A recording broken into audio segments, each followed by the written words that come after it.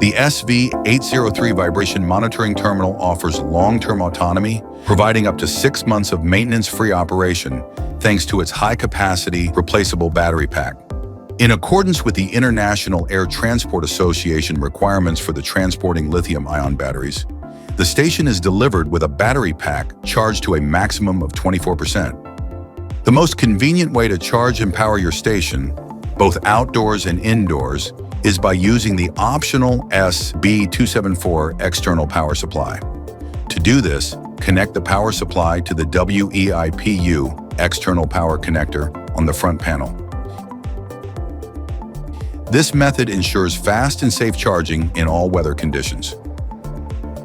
The secondary method requires opening the station. To learn how, watch the video titled Battery Operation, Testing and Care. For more information about SVANTEK products, visit SVANTEK.com.